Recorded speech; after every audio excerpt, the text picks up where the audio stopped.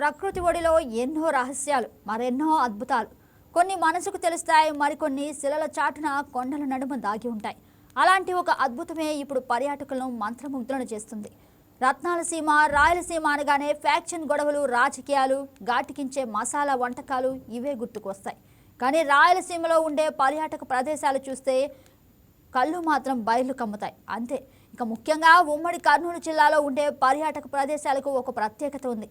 నిజానికి ఆ గుహలు చూస్తే అది ఒక ఆధ్యాత్మిక నిలయమా లేక సాహస యాత్రికుల స్వర్గధామమా అన్న సందేహం కలుగుతుంది.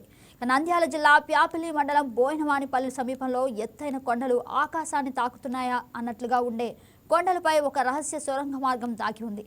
ఆ మార్గం ఎక్కడికి వెళ్తుంది, ఆ గుహల వెనుక ఉన్న చరిత్రలో ఏంటో తెలుసుకుందాం.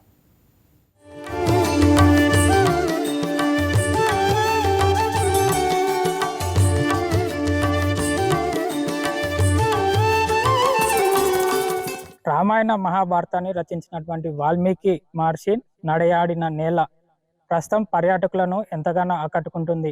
మన భారతదేశంలో ఉన్నటువంటి అత్యంత పొడవైనటువంటి స్వరంగాలు పర్యాటక ప్రాంతాల్లో ఉన్నటువంటి మేఘాలయ గుహలు ఒకటైతే, ఆ తర్వాత ఉన్నటువంటిది బొర్రా గుహలు. ఆ తర్వాత వచ్చేసి 3వ స్థానంలో ఉంటుంది నంద్యాల జిల్లాలో ఉన్నటువంటి ఈ బెలూన్ గుహలు. వాటిని తలదన్నేలా ప్రస్తుతం నంద్యాల జిల్లాలో ఉన్నటువంటి మరో గుహ ప్రస్తుతం మనం ఆ గుహ గురించి తెలుసుకోబోతున్నాం. అదే వాల్మీకి కేవ్స్ అంటారు. ప్రస్తుతం ఆ వాల్మీకి కేవ్స్ దగ్గర మనం ఉన్నాం. అసలు ఈ వాల్మీకి కేవ్స్ అనేవి ఎప్పుడు ఏర్పడ్డాయి, దీని వెనుక ఉన్నటువంటి చరిత్ర ఏంటి, అసలు వాటికి ఈ బెలూన్ గుహలో అంతటి ప్రాముఖ్యత ఈ వాల్మీకి గుహలకి ఏ రకంగా ఉంది అన్న అంశాలను ఇవాళ వైకే టీవీ స్పెషల్ స్టోరీ ద్వారా తెలుసుకునే ప్రయత్నం చేద్దాం.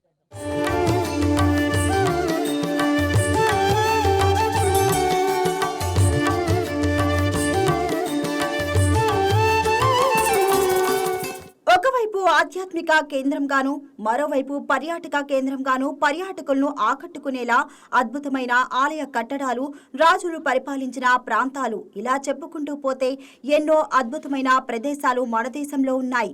ఈ భూమిపై ప్రకృతి సృష్టించే అద్భుతాలు మనిషి ఊహకు కూడా అందవు. నంద్యాల జిల్లా ప్యాపిలి మండలం బోయవానిపల్లి కొండలో వెలిసిన ఈ వాల్మీకి గుహలు అక్షరాల ఒక భౌగోళిక వింతనే చెప్పవచ్చు. శాస్త్రీయ కోణంలో చూస్తే మాత్రం ఇవి లక్షల ఏళ్ల క్రితం కురిసిన భారీ వర్షాలతో భూగర్భ జలాల ప్రవాహం వల్ల ఏర్పడిన నేచురల్ సున్నపు రాయి గుహలు అని పరిశోధకులు భావిస్తున్నారు. సహజ సిద్ధంతో పాటు అతి ప్రాచీన చరిత్ర కలిగి రామాయణంతో ముడిపడి ఉండటంతో ఈ గుహలకు అత్యంత ప్రాధాన్యత చేకూరింది. రామాయణాన్ని రచించిన వాల్మీకి మహర్షి ఈ గుహలలో తపస్సు చేసి రామాయణం రచించారని ప్రచారం ఉంది.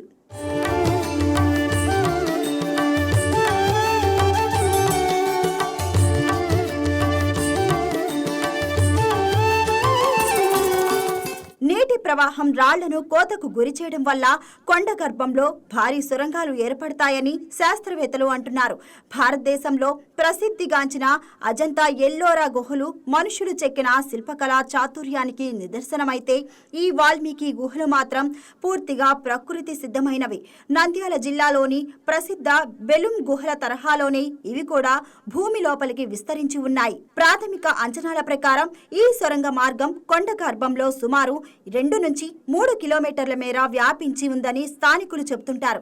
అయితే లోపలికి వెళ్లే కొద్దీ ఆక్సిజన్ స్థాయిలు తగ్గడం, మార్గం అత్యంత ఇరుకుగా మారడంతో పూర్తి స్థాయి అన్వేషణ ఇంకా జరగాల్సి ఉంది. ఒకప్పుడు ఇవి దట్టమైన అరణ్యంలో ఉండటం వల్ల బాహ్య ప్రపంచానికి తెలియలేదు. కానీ ఇప్పుడు ఇవే నంద్యాల జిల్లా పర్యాటక రంగంలో మణిహారాలుగా మారుతున్నాయి.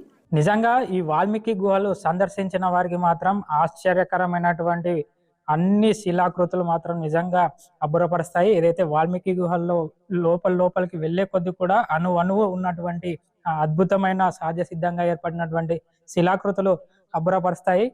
జక్కన్న చెక్కిన శిల్పాలని అవి ఊహకందినటువంటి శిల్పాలు, జక్కన్న ఊహించుకొని ఆ శిల్పాలు చెక్కింటాడు.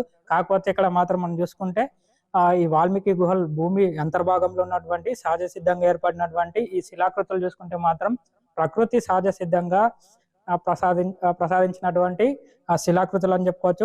ప్రకృతి సహజ సిద్ధంగా ఏర్పడినటువంటి శిలాకృతులు అనుకోవచ్చు. ఇక్కడ చూసుకోవచ్చు మన అణువున ఉన్నటువంటి ఈ ఏదైతే రాళ్ల నుంచి సహజ సిద్ధంగా ఏర్పడినటువంటి ఈ స్ట్రక్చర్ ఏదైతే ఉంటుందో నిజంగా ఆశ్చర్యపరుస్తాయి. ఇక్కడ ఏది ముట్టుకున్నా కూడా, దేన్ని టచ్ చేసినా కూడా ఒక ఆ సంగీతంలో వచ్చేటటువంటి శబ్దాలు కూడా వస్తూ ఉన్నాయి. మనం చూసుకోవచ్చు ఇక్కడ కింద ఉన్నటువంటి ఈ స్ట్రక్చర్ ఏదైతే ఉంటుందో నిజంగా ఆలయాల్లో, శివాలయాల్లో ఈ శివుడి ముందున్నటువంటి నంది విగ్రహం ఏ రకంగా ఉంటుందో ఆ రకంగానే ఇది సహజ సిద్ధంగా ఏర్పడినటువంటి నంది ఆకారంగా ఈ ప్రాంతం వాసులు చెప్పుకుంటున్నారు.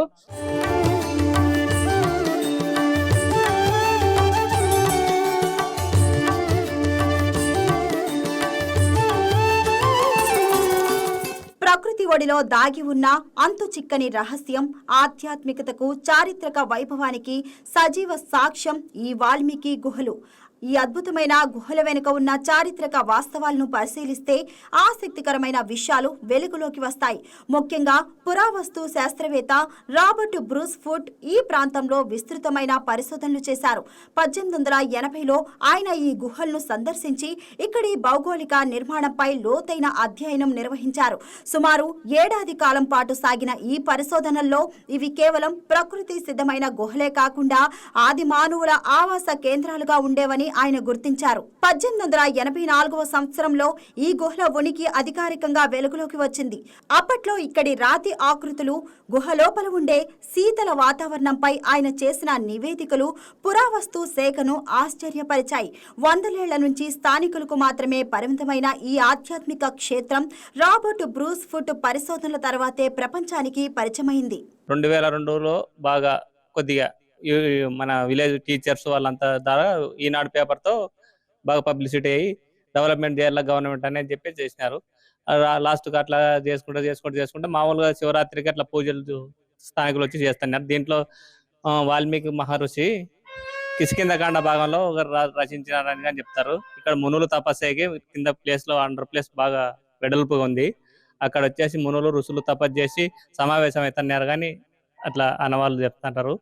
ఈ కేవ్స్ ప్రత్యేకంగా ఎప్పుడో పూర్వం నుంచి ఉంది కానీ ఎప్పుడు ఎవరు పట్టించుకోక డెవలప్మెంట్ కాక ఇలా ఉన్నది. ఇప్పుడు 2024లో మన బుగ్గన రాజేంద్ర రెడ్డి కొంత డెవలప్మెంట్ చేసి దీన్ని పర్యాటక కేంద్రంగా గుర్తించినాడు. బాగా శిలలు అంటాం తెలుగులో, అవి అన్ని మనం ఇక్కడ చూడొచ్చు. ఇంకా మనం చూసినట్టయితే ఈ రుద్రాక్ష గుత్తుల్లాగా కనిపిస్తున్నవి లోపల హ్యాలో ఉంది. When we observe, when we touch but అంత హ్యాలో ఉన్నా కూడా ఎక్కడ అవి విరగడం కానీ, అంటే అంత స్ట్రాంగెస్ట్ మినరల్ ఈజ్ దేర్, అది నేను గమనించాను. రెండవది ఏంటంటే ఇంత డెప్త్లో ఉన్నా కూడా మనం భూమి నుంచి ఆక్సిజన్ ప్రాబ్లం లేదు. అది most important thing. So here we are having some kind of oxygen. ఇది మనం నిర్వివాదంగా చెప్పగలిగినటువంటి విషయం. We are so happy and we observe that what are the steps they are formed. It is also very good and visitor friendly. But moreover, that all details guide and everything they explain only religious matter. But it is not only the matter of religious. Some of the geological matters and scientific reasons also is there in this cave. But nobody explained that and there is no any board about that. Valmiki గుహలు కేవలం ఒక రాతి కట్టడాలు మాత్రమే కాదు, ఇవి అంతు చిక్కని రహస్యాలకు నిలయాలు.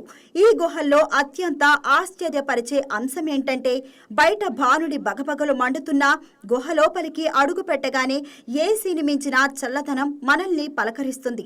గుహ గోడల నుంచి నిరంతరం ఊరే తేమ, అక్కడి రాతి నిర్మాణాలు పర్యాటకులను సంభ్రమాశ్చర్యాలకు గురిచేస్తాయి.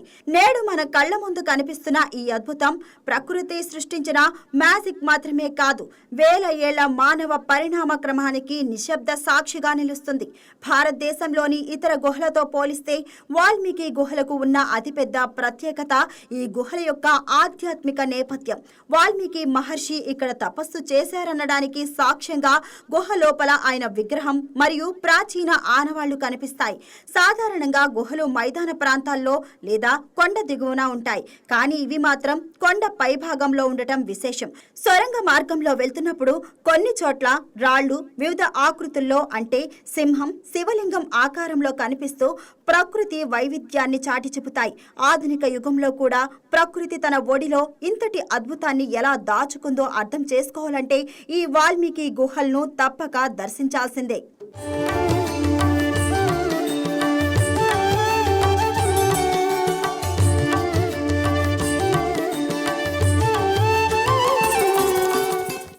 ఈ గుహల మధ్యన రూపొందించారో ఆ గుహలే నిజంగా ఈ రకంగా ఉన్నాయా అన్నట్లుగా కూడా ప్రత్యక్షంగా కూడా మనం ఈ ప్రదేశాన్ని చూసి తెలుసుకోవచ్చు.